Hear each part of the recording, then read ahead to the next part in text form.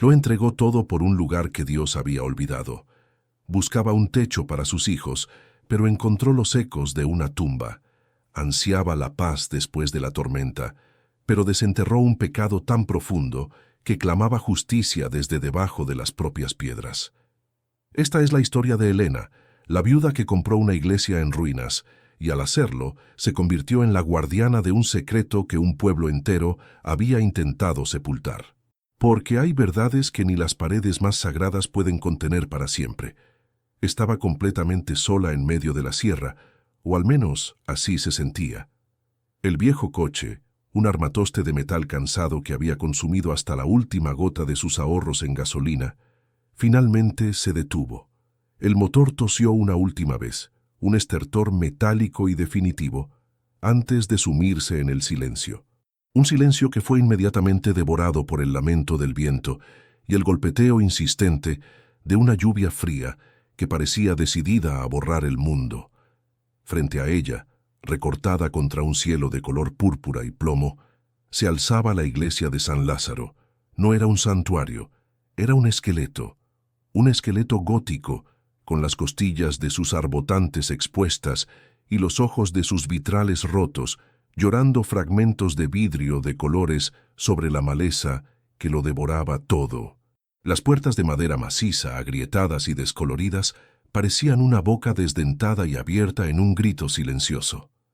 Este era su nuevo hogar, su único refugio, la culminación de una caída en picado que la había dejado sin nada más que sus 2 hijos, acurrucados en el asiento trasero.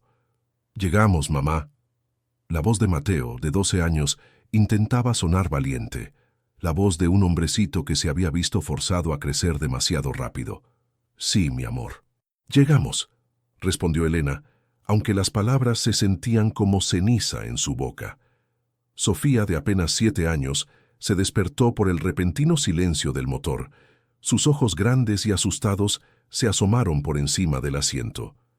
«¿Aquí vamos a vivir?», susurró, su aliento empañando el cristal. «Parece la casa de un monstruo». Elena forzó una sonrisa que no llegó a sus ojos. «No, mi vida, es una casa de Dios, y ahora es nuestra, nos cuidará». ¿A quién intentaba convencer? ¿A sus hijos o a sí misma? Abrió la puerta del coche y el frío la golpeó con la fuerza de una bofetada. El olor a tierra mojada, a pino y a decadencia lo invadía todo. Tomó a sus hijos de la mano, sus pequeños cuerpos temblando bajo la lluvia, y los guió hacia la imponente y ruinosa estructura. Cada paso era un esfuerzo, cada ráfaga de viento un empujón que la instaba a darse la vuelta y huir. Pero, ¿huir hacia dónde? No quedaba nada detrás de ella. Solo los fantasmas de una vida que ya no existía. Mientras el viento aullaba como un alma en pena a su alrededor, la mente de Elena viajó a un tiempo no muy lejano, pero que se sentía a un siglo de distancia. Hace apenas 6 meses, ella tenía un hogar. Tenía un esposo, Ricardo, un hombre de manos fuertes, curtidas por el trabajo, y una sonrisa fácil que podía iluminar el día más oscuro. Era capataz de obra, un hombre honesto que soñaba con construir su propia casa, ladrillo a ladrillo para ella y sus hijos. Pero los sueños, a veces, se construyen sobre cimientos frágiles, un andamio traicionero, un grito ahogado por el estruendo de la construcción, una llamada telefónica que partió su mundo en 2. La empresa lo llamó un accidente lamentable, un riesgo del oficio, y se lavó las manos con una indemnización miserable que apenas cubrió los gastos del funeral. La tragedia, sin embargo, no terminó con la muerte de Ricardo. Se transformó, adoptando el rostro cruel de su propia familia. Su cuñada Carmen, una mujer de corazón tan yermo como la tierra que ahora pisaba, la había señalado con un dedo acusador en el mismo velatorio. «Tú y tu mala suerte nos lo arrebataron», le había siseado, con los ojos secos y llenos de veneno. La culparon de las deudas que Ricardo había asumido para darles una vida mejor, de la hipoteca que ahora pesaba como una lápida sobre sus hombros. La expulsaron de la casa que había sido su hogar, la casa de la familia de Ricardo, con la excusa de que ya no pertenecía allí. La dejaron en la calle, con 2 niños y un dolor tan profundo que le robaba el aire. Fue entonces cuando empezó la venta, el despojo. Vendió las joyas de su madre, el reloj de su padre. Vendió los muebles, uno por uno, viendo cómo los extraños se llevaban pedazos de su vida por unas cuantas monedas. Vendió el anillo de bodas, el último vestigio del amor de Ricardo, en un acto de desesperación que le desgarró el alma. Con el poco dinero que reunió buscó un lugar, cualquier lugar, donde el mundo no pudiera alcanzarla, y lo encontró en un anuncio olvidado en Internet. Se vende propiedad con capilla en desuso, Valle de las Sombras, precio de remate. La diócesis, a cientos de kilómetros de distancia, solo quería deshacerse de una ruina que no generaba más que gastos. Para ellos era un problema. Para Elena era la única tabla de salvación en un océano de desesperanza. Invirtió hasta el último céntimo en aquella promesa de un techo, sin siquiera haberla visto en persona. Un acto de fe ciega, o quizás de pura y llana locura. El chirrido de la enorme puerta de la iglesia al abrirse la trajo de vuelta al presente. El interior era aún más desolador que el exterior. El aire era pesado, cargado con el olor a polvo, a madera podrida y a un vago rastro de incienso, como el recuerdo de una oración olvidada. Grandes bancos de madera, cubiertos por sábanas de polvo, formaban hileras fantasmales que conducían a un altar desnudo. El techo, alto y abovedado, tenía goteras, y el sonido de la lluvia cayendo en charcos sobre el suelo de piedra era el único amén que se escuchaba en aquel templo abandonado. «Tengo frío, mami», se quejó Sofía aferrándose a su falda. «Lo sé, mi amor. Encenderemos un fuego». «Estaremos bien», dijo Elena, su voz resonando en la inmensidad vacía. Trabajaron durante horas, movidos por la adrenalina y la necesidad. Arrinconaron los bancos en un lado de la nave principal, creando un espacio diáfano.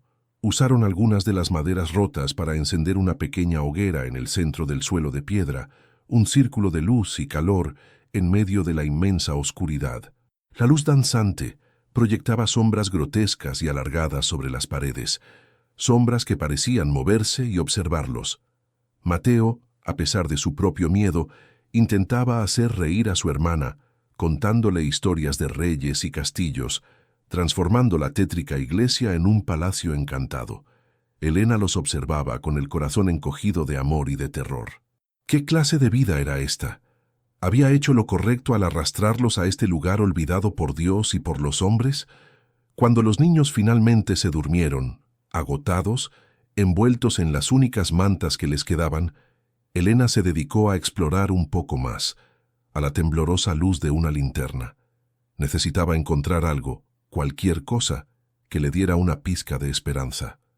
Se acercó al púlpito, una estructura de madera oscura y tallada que se erigía como un juez silencioso. Estaba cubierto por una capa de polvo tan gruesa que parecía terciopelo gris. Pasó la mano por la superficie y sus dedos tropezaron con una irregularidad en el atril, una pequeña tabla que parecía suelta. Con la curiosidad picándole, forzó la pieza con sus uñas. Se dio con un chasquido seco, revelando un compartimento hueco y secreto en su interior. Su corazón comenzó a latir con más fuerza. ¿Qué podía haber allí? ¿Un cáliz de plata olvidado? ¿Algún objeto de valor que un párroco antiguo hubiera escondido? Metió la mano en el hueco y sus dedos rozaron algo frío y correoso. Lo sacó. Era una Biblia pesada, de cubiertas de cuero agrietado por el paso de incontables años. No parecía tener nada de especial, hasta que la abrió. Las páginas, amarillentas y frágiles, estaban llenas de anotaciones. Decenas, quizás cientos de versículos estaban subrayados con una tinta que el tiempo había vuelto de color sepia. En los márgenes había notas escritas con una caligrafía fina y elegante, a veces firme, a veces temblorosa. Fechas, símbolos extraños y un nombre. El nombre de una mujer, Isabel, aparecía una y otra vez, a veces subrayado con furia, otras rodeado por un círculo tembloroso como una lágrima seca. Aquello no era un libro de oraciones, era un mapa, un diario, un testamento. Antes de continuar con esta historia, queremos saber desde dónde nos acompañas. Déjanos un comentario con tu ciudad o tu país para sentirte cerca en esta noche de misterio. Y si el valor de Elena ya ha tocado tu corazón, dale a me gusta y suscríbete al canal para no perderte ni un solo segundo de lo que está a punto de ser revelado. Sentada en el suelo helado, con el único calor del fuego moribundo y la luz de su linterna, Elena sintió un escalofrío que no tenía nada que ver con el frío. Aquella Biblia había sido dejada allí con un propósito. Era un mensaje esperando al lector adecuado. Pasó las páginas con cuidado, hasta que llegó a una de las más marcadas, en el libro de los Proverbios. Mientras lo hacía, un pequeño trozo de papel doblado, quebradizo por el tiempo, cayó de entre las hojas y aterrizó sobre su regazo. Lo desdobló con manos temblorosas. Contenía una única frase, escrita con una caligrafía desesperada. Dios perdona todo, menos el silencio de los justos. Las palabras parecieron resonar en el silencio de la iglesia. Justo en ese instante, un ruido la hizo contener la respiración. Un ruido sordo y rasposo que no era el viento ni la lluvia. Provenía de la sacristía, la pequeña habitación contigua al altar. Sonaba como si una pesada losa de piedra se estuviera arrastrando por el suelo. El corazón le dio un vuelco salvaje. El pánico le ordenaba que se quedara quieta, que se hiciera invisible. Pero entonces miró a sus hijos, durmiendo pacíficamente, ajenos al secreto que acababa de despertar. No había huido hasta el fin del mundo para ser derrotada por el miedo. Aferrando la linterna con una mano y la vieja Biblia con la otra, se puso en pie. El miedo era un nudo en su garganta, pero la verdad, cualquier verdad, era mejor que aquella desoladora incertidumbre. Iba a descubrir qué secreto guardaban aquellos muros sagrados y profanados. El sonido la había paralizado, convirtiendo la sangre en sus venas en un torrente de hielo. Un arrastrar pesado, gutural, como si el propio suelo de la iglesia estuviera exhalando un secreto largamente guardado. Aferrada a la linterna y a la vieja Biblia como si fueran un escudo y una espada, Elena avanzó, un paso a la vez, hacia la boca oscura de la sacristía.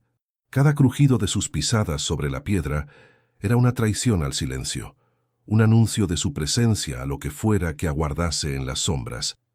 El haz de luz de su linterna cortaba la penumbra como un bisturí, revelando fragmentos de un pasado en descomposición, casullas apolilladas colgadas como espectros en perchas de madera, un atril de latón ennegrecido y el aroma penetrante del moho y la cera rancia. Apuntó la luz hacia la esquina de donde provino el ruido. Su corazón, que había estado martilleando contra sus costillas, se detuvo. Allí un alto ventanal con un postigo de madera se balanceaba perezosamente, golpeando contra el marco de piedra con cada ráfaga de viento. Era solo eso, un simple postigo mal cerrado, azotado por la furia de la tormenta. Un suspiro de alivio se escapó de sus labios, tan profundo que casi la hizo tambalearse. Se sintió ridícula, una tonta asustada por fantasmas de su propia invención. Pero mientras el alivio la inundaba, una sensación distinta, más sutil y helada, se instaló en su nuca. La sensación de que, aunque el ruido tenía una explicación lógica, la iglesia seguía observándola. Aquellos muros no estaban vacíos, estaban llenos de ecos, de susurros, de una memoria persistente que se negaba a morir. Fue entonces, con la Biblia aún en su mano, que recordó el propósito que la había llevado allí. La frase del papel, Dios perdona todo menos el silencio de los justos, y el nombre de Isabel. Aquella investigación ya no era solo por un ruido en la noche, era por la mujer que había dejado atrás aquel libro como un rastro de migas de pan en un bosque oscuro. El viento que había sido su terror se convirtió ahora en su cómplice, guiándola. Sus ojos se posaron en la Biblia. La abrió al azar, y sus dedos rozaron un versículo subrayado en el libro de Job. La tinta estaba casi borrada, pero bajo la luz de la linterna pudo descifrar las palabras. Él talla canales en la roca y sus ojos descubren los tesoros ocultos. La roca, las piedras. La frase resonó en su cabeza, clara como una campana. No era una metáfora, era una instrucción. Levantó la vista y comenzó a examinar las paredes de la sacristía. Estaban construidas con grandes bloques de piedra irregular, unidos por un mortero que el tiempo y la humedad habían convertido en polvo. Pasó la mano libre sobre la superficie fría y rugosa, sintiendo la textura de los siglos bajo sus dedos. La mayoría de las piedras estaban firmemente asentadas, inmóviles, pero detrás del viejo altar de piedra, cubierto por un paño litúrgico descolorido y comido por las polillas, algo llamó su atención. Una de las piedras tenía un color ligeramente distinto, un tono más oscuro, como si hubiera absorbido más humedad que las demás, y el mortero a su alrededor estaba casi desintegrado. Empujó. No se movió. Necesitaba algo para hacer palanca. Regresó sigilosamente a la nave principal, donde Mateo y Sofía dormían ajenos a todo. Cogió una barra de hierro que había encontrado entre los escombros, una herramienta olvidada de alguna antigua reparación. Al regresar, notó que Mateo se había incorporado sobre su improvisado lecho de mantas. «¿Mamá? ¿Estás bien?», susurró, con la voz ronca por el sueño. «Estoy bien, mi vida. Vuelve a dormir». Oí un ruido. Elena sintió una punzada de culpa por haberlo asustado. «Era solo el viento, cariño, pero creo que he encontrado algo que quizás nos ayude». La curiosidad venció al sueño en los ojos del niño. Se levantó y la siguió en silencio hasta la sacristía. Juntos, madre e hijo, introdujeron la punta de la barra de hierro en la grieta que rodeaba la piedra. Hicieron palanca, primero con suavidad, luego con toda la fuerza que sus cuerpos tensos podían reunir. Hubo un crujido seco, el sonido de la piedra rindiéndose tras décadas de silencio. Lentamente, el pesado bloque se desplazó hacia adentro, revelando un nicho oscuro y profundo en el muro. El aire que emanaba del agujero era viciado y antiguo, como el aliento de una tumba. Elena apuntó la linterna hacia el interior. Por un instante, su corazón se aceleró con la esperanza de encontrar un tesoro, monedas de oro, algo que pudiera sacarlos de la miseria. Pero no había oro. En el fondo del nicho descansaba una pequeña caja de madera oscura, del tamaño de un libro, cerrada con un diminuto candado de hierro oxidado, y junto a ella, un rosario de cuentas de nácar, roto, como una promesa incumplida. La cadena de plata estaba partida en dos. Mateo miró la caja con fascinación. «¿Qué crees que hay dentro, mamá?» «No lo sé, hijo», respondió Elena, tomando la caja con cuidado. Era ligera, demasiado ligera para contener algo de gran valor monetario. El candado era antiguo y no tenía cerradura visible. La única forma de abrirla sería encontrar una llave o forzarla. El rosario, sin embargo, le provocó un escalofrío. Lo recogió. Las cuentas estaban heladas al tacto. Sentía que aquel objeto había sido testigo de una inmensa tristeza. Los días siguientes se convirtieron en una rutina de supervivencia y misterio. Por la mañana, Elena y los niños trabajaban para hacer la iglesia habitable. Limpiaban el polvo, tapaban las goteras con lo que encontraban, recogían leña.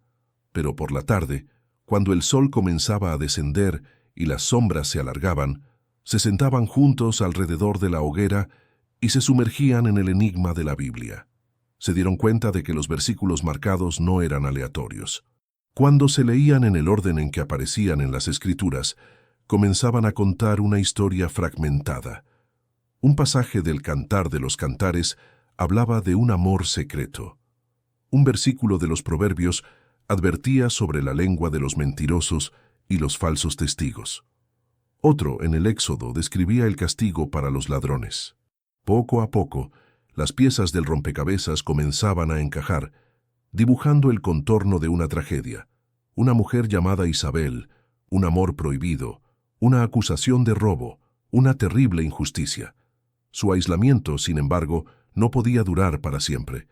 Se quedaron sin los pocos víveres que habían traído. Con el corazón encogido, Elena supo que debía enfrentar al mundo exterior. Dejó a Mateo a cargo de su hermana, con instrucciones estrictas de no abrirle la puerta a nadie, y caminó los 3 kilómetros de sendero embarrado que llevaban al pequeño y aletargado pueblo de Valle de las Sombras. El pueblo parecía atrapado en el tiempo.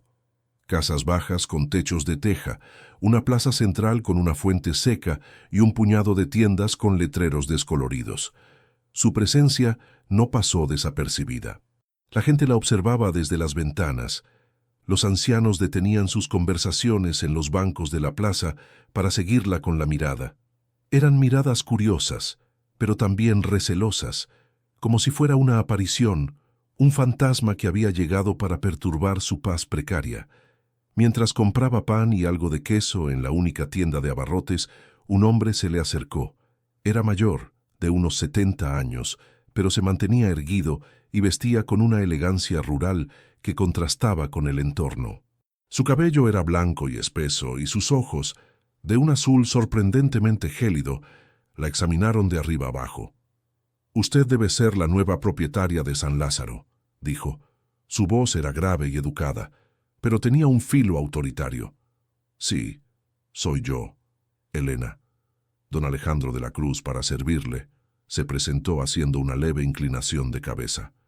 «Mi familia ha vivido en este valle por generaciones.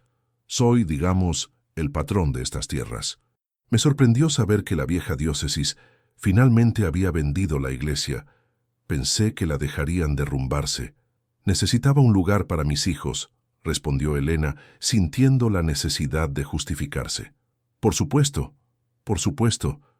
Una viuda con 2 niños, me han dicho. Una situación muy difícil», dijo él. Su tono era compasivo, pero sus ojos no sonreían. «Escuche, señora, ese lugar no es seguro. Está en ruinas y guarda malos recuerdos para el pueblo. Fantasmas del pasado que es mejor no despertar». «No creo en fantasmas, don Alejandro». El hombre sonrió, una sonrisa delgada que no llegó a sus ojos fríos. «Quizás no en los que flotan por las paredes, pero hay otros tipos de fantasmas, los que viven en la memoria. Permítame hacerle una oferta. Por caridad cristiana y por la seguridad de sus hijos, le compraré la propiedad. Le daré un 10% más de lo que pagó por ella. Podrá irse a un lugar mejor, empezar de nuevo». La oferta la dejó sin aliento. El dinero sería una bendición, pero algo en la insistencia del hombre, en la forma en que sus ojos parecían escudriñar su alma, le encendió una alarma en lo más profundo de su ser. ¿Por qué tanto interés en una ruina abandonada? «Le agradezco su generosidad, don Alejandro, pero por ahora es nuestro hogar, el único que tenemos». La expresión del hombre se endureció por una fracción de segundo, una fisura en su máscara de piedad. «Como desee, pero mi oferta sigue en pie. Piénselo. A veces remover el polvo del pasado solo sirve para ensuciarse las manos y el alma». Elena se marchó de allí con el pan y el queso, pero también con una pesada carga de inquietud. La visita de don Alejandro no había sido un acto de caridad. Había sido una advertencia. Ahora sabía que el secreto de Isabel no solo estaba enterrado bajo la piedra, sino también en el corazón de aquel pueblo, y había personas dispuestas a todo para que permaneciera oculto.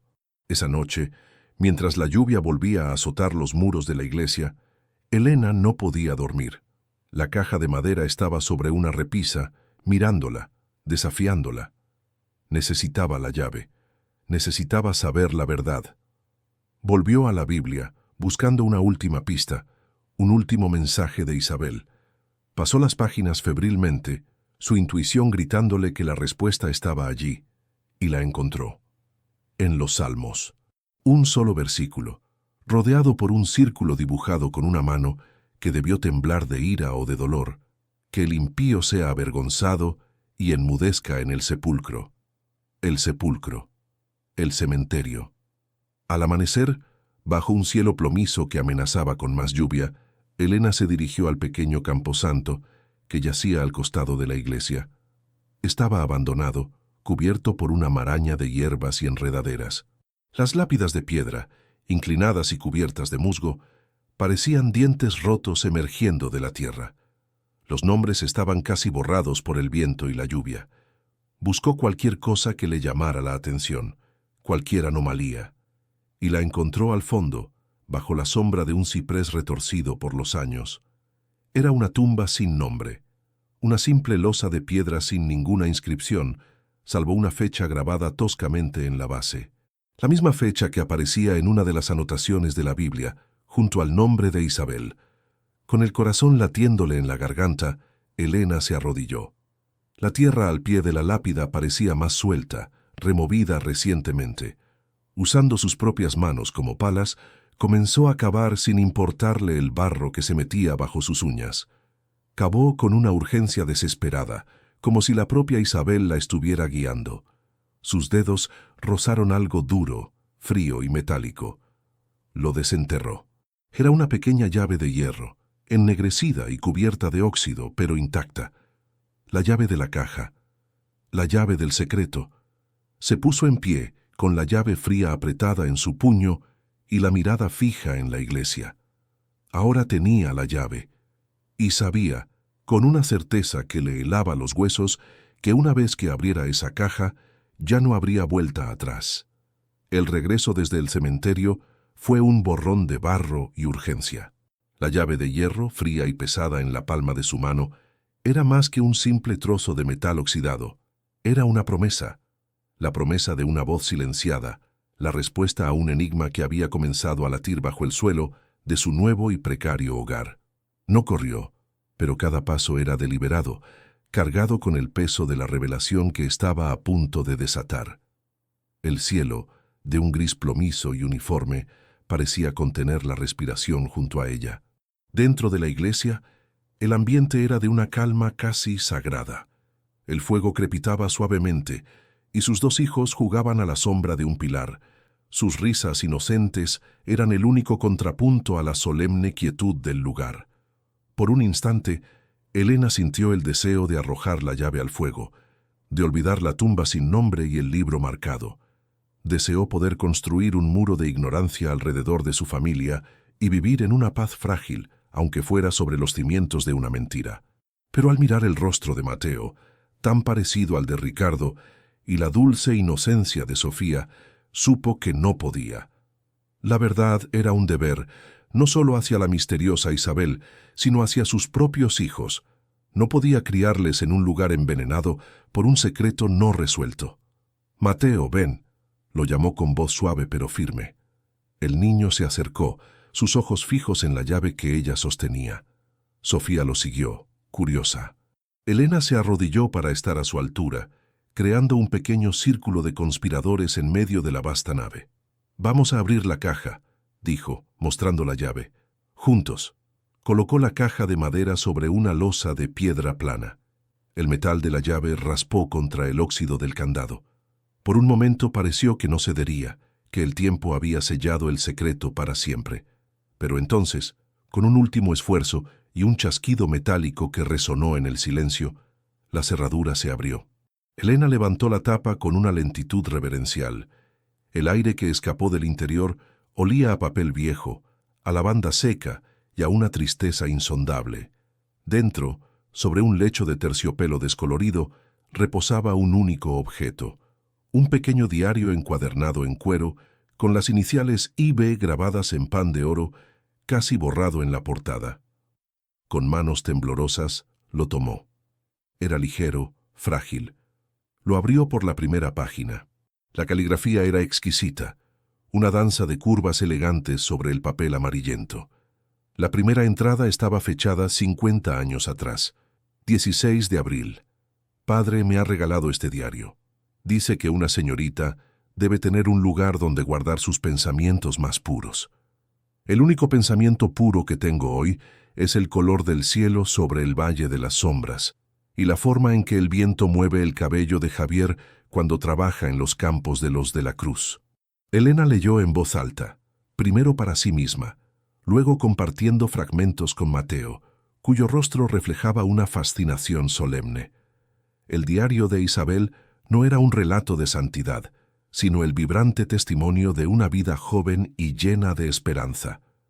Página tras página, Elena conoció a Isabel, una chica soñadora, hija del humilde carpintero del pueblo, que amaba leer poesía a escondidas y que se había enamorado perdidamente de Javier, un jornalero sin tierra ni fortuna, pero con un alma tan noble que podría avergonzar a los ángeles, como ella misma escribió. Su amor era un secreto, un murmullo en los campos al atardecer, un encuentro fugaz junto al viejo pozo. Sabían que sus mundos eran distintos. La familia de la Cruz, liderada en aquel entonces por el padre de don Alejandro, gobernaba el valle con mano de hierro y desdén por los pobres. Javier trabajaba para ellos, e Isabel sabía que un romance entre ambos sería visto como una afrenta, una transgresión imperdonable. 23 de mayo. Javier me ha regalado una flor silvestre. Me ha dicho que su belleza no necesita de jardines cuidados, que florece libre y fuerte, como mi espíritu. A veces siento que su amor es el único sol verdadero en este valle de sombras. Pero veo la forma en que el viejo Alejandro de la Cruz lo mira, con desprecio, como si fuera menos que el polvo bajo sus botas. El miedo es una pequeña bestia fría que a veces se acurruca en mi corazón. Conforme Elena avanzaba en la lectura, la atmósfera de la iglesia pareció cambiar. Ya no era solo una ruina, se había convertido en el escenario de aquella historia de amor y tragedia. Las sombras danzantes ya no eran grotescas, sino melancólicas, como si los fantasmas de Isabel y Javier estuvieran allí, escuchando. Entonces, el tono del diario cambió abruptamente. La caligrafía se volvió más apretada, más urgente. Isabel relataba la llegada de una gran donación para la iglesia, una bolsa de monedas y objetos de oro, un regalo de una condesa lejana para renovar el altar de San Lázaro.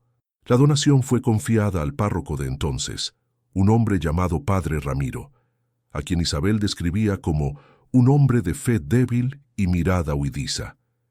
Y entonces llegó la catástrofe. 2 de julio. Ha desaparecido. El oro ha desaparecido. Padre Ramiro lo anunció en la misa del domingo con lágrimas en los ojos.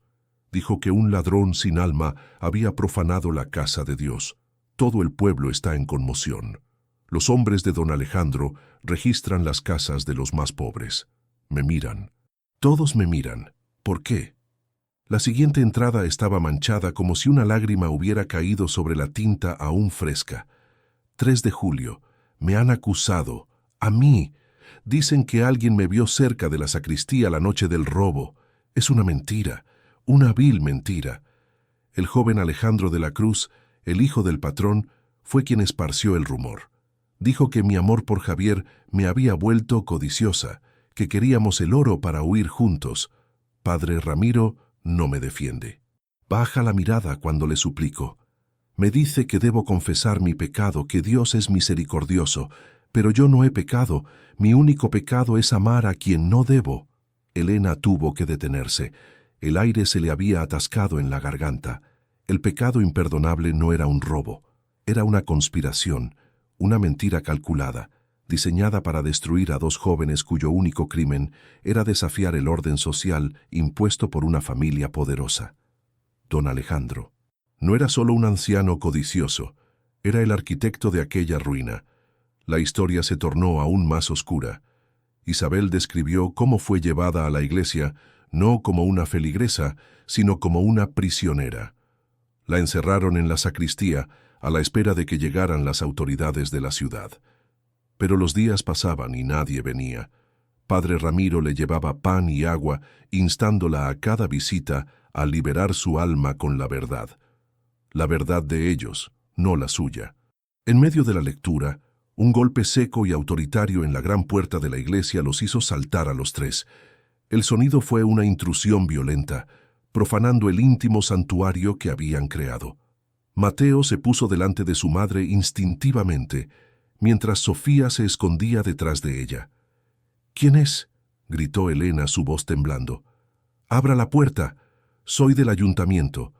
Vengo a inspeccionar la seguridad de la estructura», respondió una voz grave y áspera. Elena dudó. La advertencia de don Alejandro resonó en sus oídos. Aquello no era una coincidencia, pero negarse a abrir solo levantaría más sospechas. Con el corazón en un puño, se acercó y descorrió la pesada tranca de madera. En el umbral se recortaba la figura de un hombre corpulento y de rostro adusto. No llevaba uniforme del ayuntamiento. Vestía como un capataz, con botas embarradas y una mirada fría y evaluadora. «La señora de la iglesia, supongo», dijo, sin molestarse en formalidades. Entró sin ser invitado, sus ojos recorriendo el interior con descaro. Don Alejandro se preocupa por su bienestar. Me ha enviado a ver si necesitan algo, y para asegurarme de que no se meten en problemas. Este lugar es viejo, peligroso. Un techo podría venirse abajo, o el suelo podría ceder. Uno nunca sabe qué hay debajo. El hombre caminó por la nave, sus pesadas botas levantando nubes de polvo. Se detuvo cerca del altar, demasiado cerca de la sacristía. Su mirada era penetrante, como si intentara ver a través de las paredes. La amenaza era velada pero inconfundible. Sabemos que está buscando algo. Deténgase. Estamos bien, gracias, dijo Elena, esforzándose por mantener la voz firme. No necesitamos nada. Mejor así, replicó el hombre girándose hacia ella, porque a veces la gente que necesita demasiado acaba perdiendo lo poco que tiene. Tengan cuidado, sobre todo con el fuego. Un incendio en un lugar como este sería una tragedia. Con esa última advertencia se marchó, dejando tras de sí un silencio cargado de miedo y hostilidad. Elena corrió a atrancar la puerta de nuevo. Se abrazó a sus hijos, temblando. Su refugio se había convertido en una jaula. Eran prisioneros, vigilados por los fantasmas del pasado y los matones del presente. Cuando la calma regresó, una nueva determinación se había apoderado de Elena. Ya no era solo curiosidad, era una cuestión de supervivencia. Tenía que descubrir el secreto completo, porque en él residía su única arma. Volvió al diario. Solo quedaban unas pocas páginas. La caligrafía de Isabel era ahora casi ilegible, un garabato febril y desesperado. 12 de julio, ya no viene nadie, ni siquiera el padre Ramiro. Me han dejado aquí. El pan se acabó hace 2 días. El agua del cántaro se está terminando. He gritado hasta quedarme sin voz. Golpea las paredes hasta que mis manos sangraron. Nadie responde. ¿Por qué?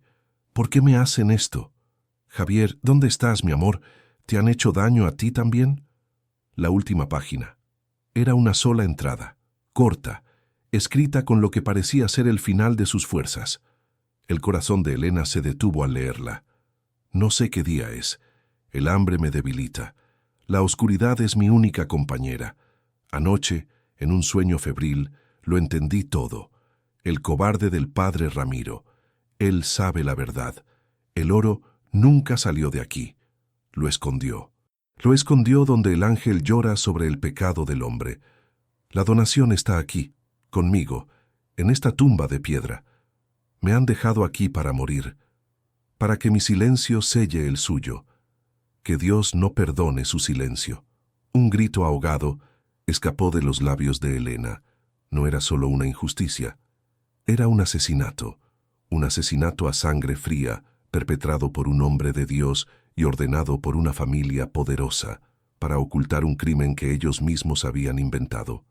Isabel no había huido, no había sido juzgada, había muerto de hambre y de sed a pocos metros de donde ella y sus hijos dormían ahora, donde el ángel llora sobre el pecado del hombre.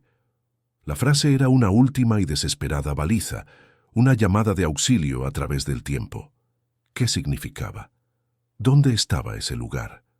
Justo cuando ese pensamiento cruzaba su mente, un grito agudo y aterrorizado rasgó el aire. No provenía del diario. Era la voz de Mateo, que había salido a buscar agua al viejo pozo del patio. «¡Mamá! ¡Mamá, ven rápido!». Elena salió corriendo con el diario de Isabel aún en la mano. Encontró a Mateo al borde del pozo, con el rostro pálido de horror. Señalaba el interior. Elena se asomó, y el hedor la hizo retroceder. Flotando en el agua turbia y negruzca, estaba el cuerpo hinchado de una oveja muerta. Alguien deliberadamente había envenenado su única fuente de agua. El mensaje era brutalmente claro: váyanse, o serán los siguientes. El hedor a muerte que ascendía del pozo era más que una agresión a los sentidos. Era una declaración de guerra.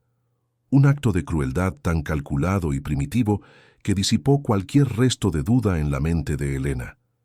Ya no se enfrentaba a los fantasmas de un pasado lejano, sino a una amenaza tangible, despiadada y muy presente.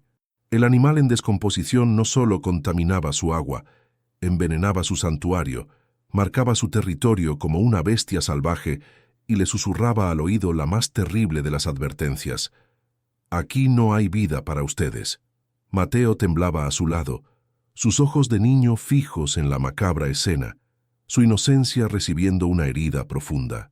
Sofía, que los había seguido, se tapó la nariz y la boca, sollozando en silencio. Elena los abrazó con una fuerza protectora, fiera, convirtiendo su cuerpo en un escudo contra la fealdad del mundo. En ese instante, su miedo no desapareció, pero se transformó.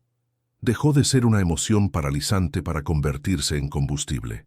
La ira, una ira justa y helada, comenzó a arder en sus entrañas, quemando los últimos vestigios de victimismo. Don Alejandro no solo la había subestimado, había amenazado a sus hijos.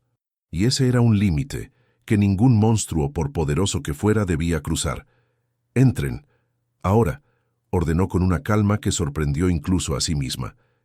Dentro de la iglesia, atrancó la puerta con una determinación renovada. El mundo exterior era hostil, un territorio enemigo. Aquellos muros de piedra que antes le habían parecido una tumba, eran ahora su fortaleza, el único lugar donde podía plantar cara a la oscuridad que la acechaba. Tenía que moverse rápido. El agua contaminada significaba que su tiempo allí era limitado. Tenía quizás un día, 2 a lo sumo, antes de que la sed los obligara a abandonar su refugio y exponerse al peligro. La última frase del diario de Isabel era su única esperanza, su única arma. Lo escondió donde el ángel llora sobre el pecado del hombre. Elena se paró en el centro de la nave, obligando a su mente a trabajar, a pensar más allá del pánico. La frase era una metáfora, un acertijo dejado por una mujer moribunda. Un ángel que llora. Donde en una iglesia lloraría un ángel. Miró a su alrededor, sus ojos escrutando cada rincón, cada detalle arquitectónico con una intensidad febril. El altar desnudo, los pilares de piedra que se alzaban como árboles antiguos hacia la bóveda oscura, los confesionarios silenciosos como ataúdes verticales. Nada. «Mamá, ¿qué buscamos?», preguntó Mateo, que se había recuperado del shock inicial y ahora reflejaba la nueva determinación de su madre. Quería ayudar, ser parte de la solución. «Buscamos un ángel, mi amor, un ángel que esté triste». La simplicidad de la respuesta pareció resonar en la mente del niño. Mientras Elena examinaba las tallas de madera de los bancos y los restos de frescos descoloridos en las paredes, Mateo comenzó su propia búsqueda. Recorrió la iglesia con la curiosidad incansable de sus 12 años, tocando las paredes, asomándose a los rincones oscuros, viendo el lugar no como una ruina, sino como un mapa lleno de símbolos. Elena se concentró en los restos del retablo detrás del altar. Había figuras de santos, pero sus rostros de madera tallada eran impasibles, sus ojos de pintura sin expresión. Había querubines regordetes en las esquinas, pero sus sonrisas eran vacías. Ninguno lloraba. La frustración comenzó a roer su determinación. ¿Y si la frase era solo el delirio de una mente debilitada por el hambre? ¿Y si estaba persiguiendo una fantasía mientras el peligro real se cernía sobre ellos? Fue entonces cuando la voz de Mateo la sacó de su espiral de dudas. «Mamá, mira, allí arriba». El niño estaba de pie cerca de la pared oeste, señalando hacia lo alto. Elena siguió la dirección de su dedo. Allí, a unos 6 metros de altura, se encontraba uno de los pocos vitrales que había sobrevivido, milagrosamente, al paso del tiempo y al vandalismo. La mayoría de los demás eran agujeros vacíos o telarañas de plomo retorcido. Pero este, aunque cubierto por una gruesa capa de suciedad, aún conservaba sus colores. Representaba una escena bíblica, la expulsión de Adán y Eva del paraíso. Y sobre ellos, flotando en un cielo de vidrio azul cobalto, había un ángel con una espada de fuego. Su rostro, compuesto por fragmentos de vidrio pálido, estaba inclinado hacia abajo, y de uno de sus ojos, una única pieza de vidrio de un azul más profundo y translúcido que las demás, descendía por su mejilla. Una lágrima. «El ángel está llorando», susurró Elena, el corazón comenzando a latir con una esperanza renovada. Habían encontrado al ángel. Pero, ¿dónde caía su lágrima? ¿Y qué tenía que ver con el pecado del hombre? La respuesta llegó no de la teología, sino de la física. En ese preciso momento, el sol, que había estado oculto tras las nubes durante días, encontró una brecha en el manto gris. Un solitario y potente rayo de luz atravesó la nave de la iglesia, como un dedo divino apuntando desde el cielo. Y ese rayo incidió directamente sobre el vitral. El efecto fue instantáneo y mágico. La suciedad de décadas no pudo contener la fuerza de la luz. El vitral se encendió como una joya, proyectando un caleidoscopio de colores sobre el suelo y las paredes. Rojos, azules, verdes y dorados danzaron en la penumbra. Pero Elena y Mateo solo tenían ojos para una cosa. La luz, al pasar a través de la lágrima de vidrio azul, se refractaba y se concentraba, creando un único y brillante punto de luz azul en el suelo de piedra. Un punto de luz que no caía al azar. Brillaba, nítido y definido, sobre una losa de piedra específica, justo al lado de uno de los viejos confesionarios. El confesionario, el lugar donde los hombres y mujeres susurraban sus pecados. El ángel lloraba, literalmente, sobre el lugar simbólico del pecado del hombre. «Isabel, eras una genio», murmuró Elena, sintiendo una conexión profunda, una admiración inmensa por la mujer que, en su agonía, había diseñado un acertijo tan poético y preciso. La euforia, sin embargo, duró poco. La losa de piedra era enorme y pesada. No tenía bordes ni asas, parecía fundida con el resto del suelo. La barra de hierro que habían usado en la sacristía no servía. No había ninguna grieta donde introducirla. «Tenemos que levantarla», dijo Mateo, su voz cargada de excitación. Elena sabía que la fuerza bruta no sería suficiente. Tenían que ser inteligentes. La necesidad, una vez más, agudizó su ingenio. Recordó haber visto en el pequeño coro elevado en la parte trasera de la iglesia los restos de un viejo sistema de poleas, usado antiguamente para subir y bajar un pesado candelabro. Con la ayuda de Mateo, subieron por la escalera de caracol que crujía bajo sus pies. Encontraron una cuerda gruesa y resistente, casi petrificada por el polvo pero aún funcional, y un gancho de hierro forjado. El trabajo fue agotador y peligroso. Anclaron la cuerda a una de las vigas del techo que parecía sólida, justo encima de la losa marcada. Bajar el gancho y encontrar un punto de apoyo en la mínima fisura entre las losas fue una tarea que les llevó casi una hora. Tiraron juntos, madre e hijo, sus músculos protestando, sus alientos jadeando en el aire frío. La cuerda se tensó hasta el límite, emitiendo un gemido lastimero. Por un instante pareció que no cedería, pero entonces, con un chirrido agónico de piedra contra piedra, la losa se movió. 1 milímetro, luego 1 centímetro. Era suficiente. Usando la barra de hierro y otros trozos de madera como palancas, lograron inclinar la pesada losa hasta que pudieron volcarla sobre uno de sus lados. Debajo, un cuadrado perfecto de oscuridad se abrió en el suelo. Un olor a tierra húmeda y a tiempo estancado emergió del agujero. Elena se arrodilló, el corazón latiéndole desbocado, y apuntó la linterna hacia el interior. Allí, en el fondo del compartimento secreto, descansaba una bolsa de cuero abultada, atada con una correa. Su superficie estaba cubierta de moho, pero se mantenía intacta.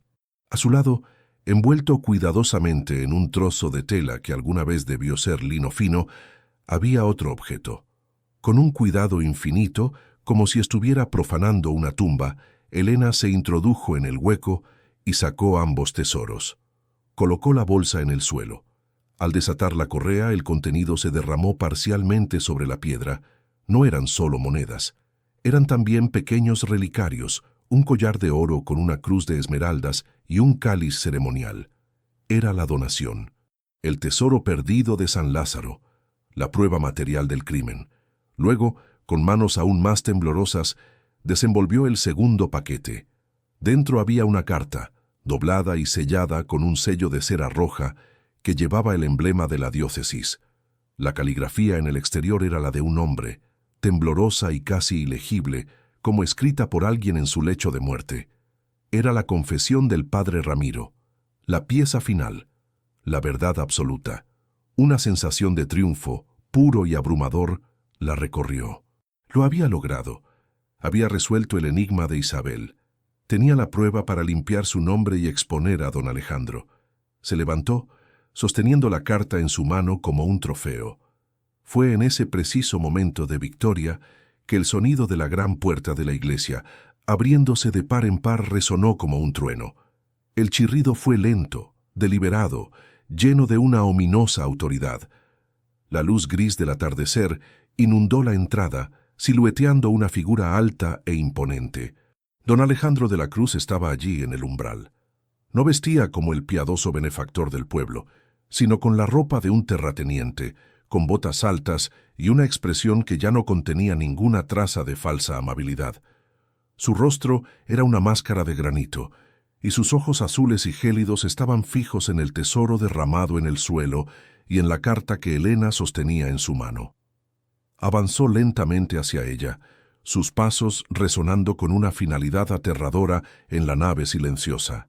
Una sonrisa torcida, desprovista de cualquier calor, se dibujó en sus labios. «Sabía que la encontrarías para mí, viuda», dijo. Su voz era un murmullo bajo y venenoso que reptó por la piel de Elena. «Siempre supe que estaba aquí, pero necesitaba a alguien con la motivación adecuada, y tú, con tu desesperación, eras perfecta. Gracias por tu servicio. Ahora entrégame eso». El aire en la iglesia se volvió denso, pesado, casi irrespirable. El silencio que siguió a las palabras de don Alejandro no estaba vacío. Vibraba con 50 años de mentiras, codicia y muerte. Elena se quedó inmóvil, un témpano de hielo en cuyo interior ardía un fuego de furia y miedo. La carta del padre Ramiro en su mano se sentía a la vez como un escudo y como el objeto que sellaba su sentencia de muerte. A su lado, Mateo, con una valentía que desmentía sus 12 años, se interpuso parcialmente entre ella y el anciano, un pequeño león defendiendo a su madre. Sofía se había refugiado detrás de las faldas de Elena, sus ojos enormes fijos en el hombre que había traído la noche al interior de su fortaleza. ¿Usted lo sabía todo?», logró preguntar Elena, su voz un susurro ronco. Don Alejandro soltó una risa seca, un sonido sin alegría que rebotó en las altas bóvedas. «Saberlo todo, querida señora, es el privilegio y la carga de familias como la mía. Este valle, esta tierra, estas piedras, nos pertenecen. Siempre lo han hecho. Y a veces, para mantener lo que es tuyo, debes arrancar las malas hierbas de raíz». Avanzó otro paso, sus botas de cuero crujiendo sobre el suelo polvoriento. Sus ojos no se apartaban de la carta. «¿Crees que eres la primera que busca este tesoro?». Hubo otros. «Cazadores de fortunas, soñadores. Incluso el estúpido de mi padre, en su vejez, se obsesionó con encontrarlo. Pero ninguno tenía la clave. Ninguno tenía la desesperación de una mujer a punto de morir. Isabel era una chica obstinada y hermosa, demasiado hermosa para un simple jornalero. La forma en que pronunció el nombre de Isabel, con una mezcla de desdén y un oscuro matiz de deseo antiguo, le revolvió el estómago a Elena. Aquello era más profundo que la simple codicia por unas tierras. «Ustedes la mataron», afirmó Elena, su voz ganando fuerza, convirtiendo la acusación en una sentencia. «Los detalles son desagradables», admitió él con una indiferencia escalofriante. «Digamos que se le dio la oportunidad de confesar un pequeño error y salvarse. La tierra de su familia era necesaria para expandir nuestras posesiones. El amorío con ese peón, Javier, era una inconveniencia. El robo fue una solución elegante. 2 pájaros de un tiro. Desacreditarla a ella, expulsarlo a él». Pero ella se negó a cooperar. Tenía un orgullo impropio de su clase. Con una arrogancia nacida de décadas de impunidad, don Alejandro relató la historia completa, no como una confesión, sino como la crónica de una victoria. Describió cómo su padre había presionado al padre Ramiro, un hombre débil, ahogado en deudas de juego, a quien la familia de la Cruz había ayudado en más de una ocasión. El sacerdote, atrapado y sin carácter, se convirtió en su marioneta. Fue él quien escondió el oro, siguiendo las instrucciones de Isabel, quien en su ingenuidad creyó que el sacerdote la ayudaría a demostrar su inocencia. Y fue él quien la encerró en la sacristía, prometiéndole que todo se aclararía. La dejaron morir de hambre, murmuró Helena, el horror anudándose en su garganta. La muerte es un proceso natural. A veces simplemente se acelera un poco, dijo don Alejandro, deteniéndose a solo unos metros de ellos. El verdadero pecado, si quieres llamarlo así, fue el de Ramiro, el cobarde. Años después, en su lecho de muerte, lo consumió la culpa. Escribió esa carta, supongo. Una confesión para limpiar su conciencia antes de enfrentarse a su creador. Se la dio a un novicio para que la enviara al obispado, pero ese novicio era un hombre leal a mi familia. La carta nunca salió de este valle. Hasta ahora. Extendió una mano huesuda, manchada por la edad. Dámela, Helena. Se acabó el juego. Te daré el dinero que te ofrecí, el doble si quieres. Podrás irte de aquí, empezar de nuevo, olvidar este desagradable episodio. Tus hijos merecen una vida mejor, ¿no crees? La mención de sus hijos fue un error fatal. En lugar de doblegarla, encendió la última chispa de resistencia en el alma de Helena. Miró a Mateo, a Sofía. Miró la tumba abierta en el suelo, el tesoro que había costado una vida. Y miró la carta en su mano, el último grito de justicia de un hombre cobarde y el testamento silencioso de una mujer valiente. Esta carta no le pertenece, dijo con una claridad cortante. Le pertenece a Isabel, y a Javier, y a cada persona de este pueblo que ha vivido bajo la sombra de su mentira. La máscara de civilización de don Alejandro se resquebrajó, revelando al depredador que había debajo. Su rostro se contrajo en una mueca de furia. «Mujer estúpida», rugió, y la palabra resonó como una profanación en el lugar sagrado. «¿Crees que tienes alguna opción? Estás sola, nadie te va a ayudar. Este es mi mundo». Se abalanzó sobre ella. El movimiento fue sorprendentemente rápido para un hombre de su edad. Helena retrocedió instintivamente, protegiendo a Sofía con su cuerpo, pero Mateo no retrocedió. Con un grito que era una mezcla de miedo y rabia, cogió la pesada barra de hierro que habían usado para mover la losa y la blandió con todas sus fuerzas contra las piernas del anciano. El golpe no fue fuerte, pero fue suficiente para desequilibrar a don Alejandro. Tropezó, soltando un gruñido de dolor y sorpresa. Helena aprovechó esa fracción de segundo, no para huir, sino para luchar. Empujó a sus hijos detrás de ella. «Corran, salgan de aquí. Vayan al pueblo y pidan ayuda». Pero los niños se quedaron paralizados, aterrados, incapaces de abandonar a su madre. La confrontación se convirtió en un caos desesperado. Don Alejandro, enfurecido, intentó arrebatarle la carta a Helena. Ella se aferró al papel como si su vida dependiera de ello, y en cierto modo, así era. Lucharon en el centro de la nave, entre la tumba abierta y el altar profanado. El forcejeo era una danza grotesca de la vejez codiciosa contra la maternidad desesperada. Él la agarró del brazo, sus dedos como garras de acero. Ella lo empujó, haciéndolo trastabillar hacia atrás. Fue entonces cuando un sonido siniestro se unió a la refriega. Un crujido largo y profundo, proveniente de lo alto. No era el viento, era el sonido de la madera vieja, podrida por la humedad y las termitas, rindiéndose a la ley de la gravedad. Todos alzaron la vista. Una de las enormes vigas de roble que sostenían el techo, justo encima de ellos, se había partido por la mitad. Durante el forcejeo, uno de ellos había chocado contra el pilar que le daba soporte, y esa última sacudida había sido demasiado para la estructura debilitada. La viga se balanceó por un instante, suspendida en el aire como una guillotina, antes de desplomarse hacia el suelo con un estruendo aterrador. El tiempo pareció ralentizarse. Helena vio la gigantesca masa de madera cayendo hacia ellos. Su instinto maternal, más rápido que cualquier pensamiento, tomó el control. Con una fuerza sobrehumana que no sabía que poseía, agarró a Mateo y a Sofía y los arrojó lejos, hacia un lado, rodando con ellos por el suelo de piedra mientras una lluvia de astillas y polvo lo envolvía todo. Don Alejandro no tuvo tanta suerte. Su atención estaba fija en la carta, su cuerpo moviéndose hacia Elena. Cuando se dio cuenta del peligro, ya era demasiado tarde. Levantó los brazos en un gesto inútil de protección.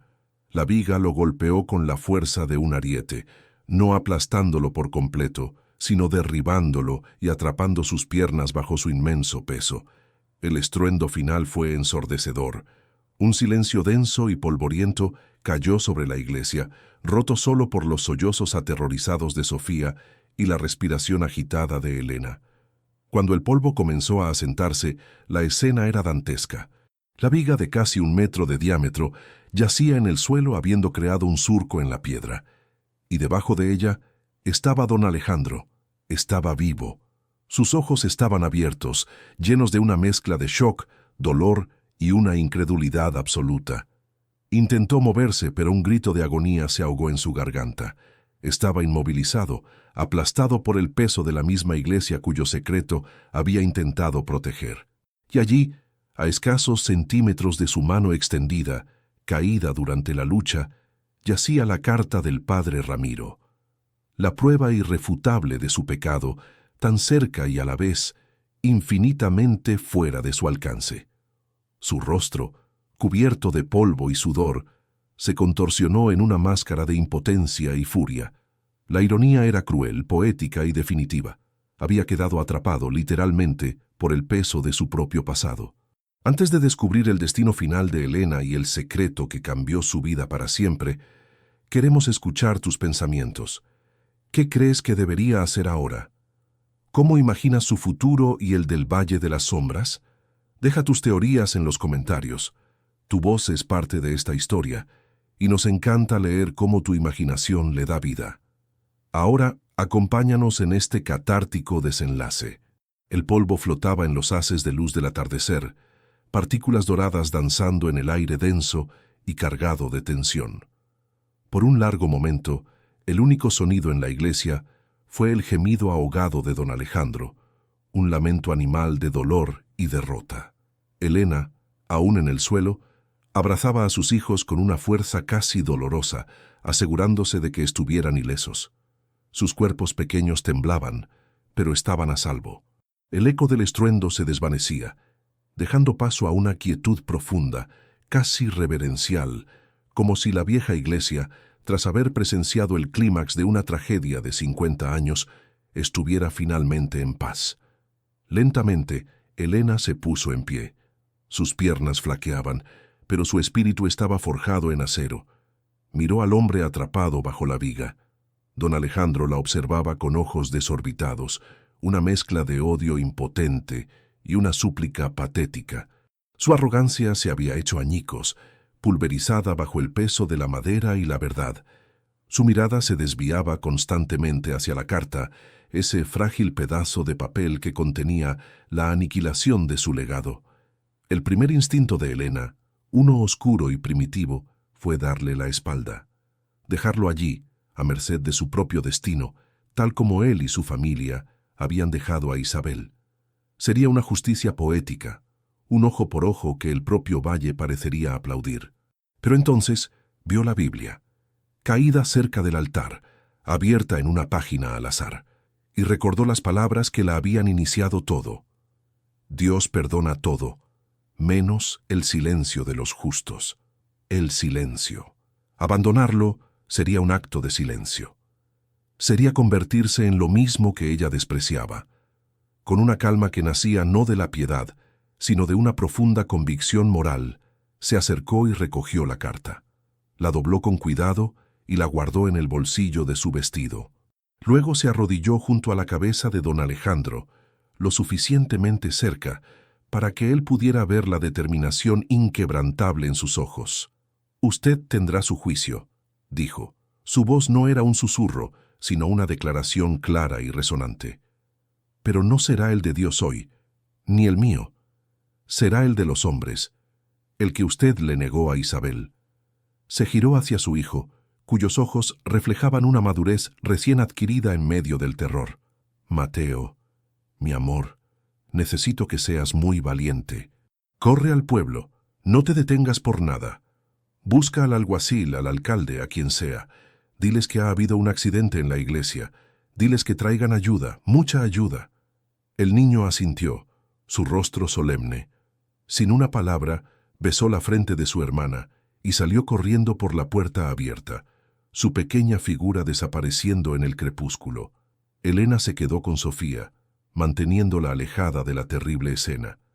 Se sentaron en un banco de madera, lejos del hombre atrapado, y esperaron. La espera fue una eternidad suspendida. Don Alejandro a veces deliraba de dolor, otras veces la maldecía en susurros venenosos.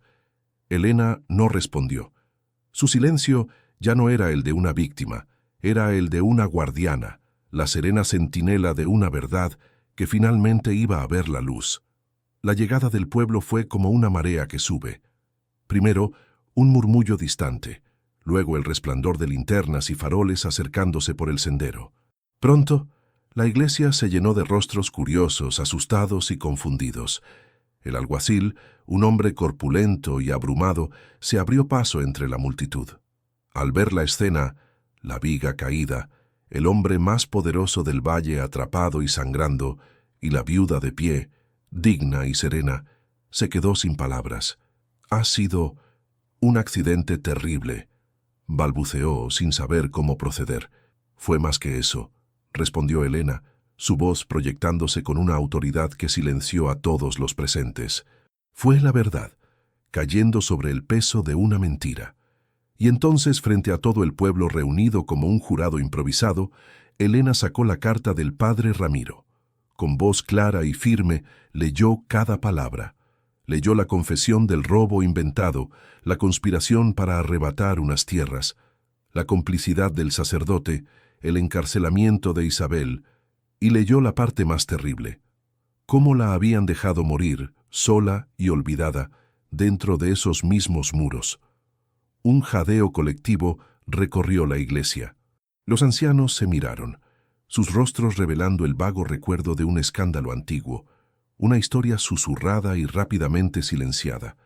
Los más jóvenes escuchaban con horror e incredulidad. La historia de Isabel, la chica desaparecida, la ladrona, se deshizo ante sus ojos, reemplazada por la de una mártir. Cuando Elena terminó, el silencio era absoluto. Todas las miradas se volvieron hacia don Alejandro, quien yacía derrotado, su rostro pálido bajo la luz de las linternas. Su imperio, construido sobre el miedo y el secreto, se había derrumbado junto con la viga del techo. El oro, por ley, pertenecía a la diócesis, pero al ser hallado en la propiedad de Elena y dada la naturaleza extraordinaria de los acontecimientos, un juez dictaminó meses después que una parte sustancial le correspondía a ella como compensación y recompensa. El nombre de Isabel fue limpiado oficialmente, y el de Javier, el jornalero expulsado, también fue restaurado. Don Alejandro sobrevivió, pero sus piernas quedaron destrozadas. Enfrentó un juicio que, a pesar de sus influencias, no pudo evitar. Fue condenado no por asesinato, demasiado tiempo había pasado, sino por fraude, conspiración y la profanación de una tumba, sentenciado a pasar sus últimos años bajo arresto domiciliario en su mansión, una prisión dorada desde donde vería cómo su legado se convertía en polvo. Epílogo. Un año después, el sol de la mañana se filtraba a través de un vitral restaurado, pintando el suelo de la iglesia de San Lázaro con colores vibrantes. El aire ya no olía a moho y decadencia, sino a madera nueva, a cera de abeja y a pan recién horneado. La iglesia no era un mausoleo, sino un hogar. La nave principal había sido transformada en un espacio de vida cálido y luminoso. Donde antes había oscuridad, ahora había luz. Elena observaba a sus hijos desde la cocina, que había sido construida en lo que antes era la sacristía. Sofía dibujaba en una mesa grande y Mateo leía un libro, sus rostros tranquilos y felices. La sombra del miedo había desaparecido de sus ojos. Elena ya no era la viuda desamparada y temblorosa que había llegado a aquel lugar. Era una mujer transformada, dueña de su destino, su postura erguida, su mirada serena. Con una parte del dinero, había restaurado la estructura de la iglesia, haciéndola segura y habitable. Pero no se detuvo ahí. El resto lo invirtió en crear la Fundación Isabel y Javier, una pequeña organización gestionada desde la propia iglesia, dedicada a ayudar a familias desamparadas del valle, especialmente a mujeres solas con hijos. La iglesia olvidada se había convertido en un faro de esperanza. Un día, mientras organizaba donaciones de ropa, un coche lujoso pero antiguo se detuvo frente a la iglesia. De él descendió Carmen, su cuñada, la mujer que la había expulsado y humillado. Su rostro estaba demacrado, su ropa elegante no lograba ocultar un aire de desesperación. Malas inversiones y la arrogancia de su familia los habían llevado a la ruina. Con la cabeza gacha, le pidió ayuda a Elena, un préstamo para evitar perder su casa. Elena la escuchó en silencio. Luego entró y regresó con un sobre con dinero y una bolsa de comida. «Toma», dijo su voz sin una pizca de rencor ni de triunfo. «Esto es para que comiences de nuevo. La caridad no es para humillar, sino para levantar. Espero que un día lo entiendas». La humillación en el rostro de Carmen al aceptar la ayuda de la mujer que había despreciado fue una punición poética, más profunda que cualquier venganza. La escena final de esta historia no sucede, sin embargo, con un enemigo, sino con un amigo. Unas semanas después, mientras Elena cuidaba las flores que ahora crecían junto al cementerio, un hombre anciano se acercó por el sendero. Era alto, encorvado por los años, de manos nudosas y curtidas por una vida de trabajo. Sus ojos, aunque velados por el tiempo, aún conservaban una chispa de nobleza. Se detuvo frente a una nueva lápida de mármol blanco que Elena había encargado. En ella se leía una simple inscripción: Isabel Valdés, amada, inocente, finalmente en paz. El hombre se quitó el sombrero. «Así que, es verdad lo que dicen», murmuró, su voz quebrada por la emoción.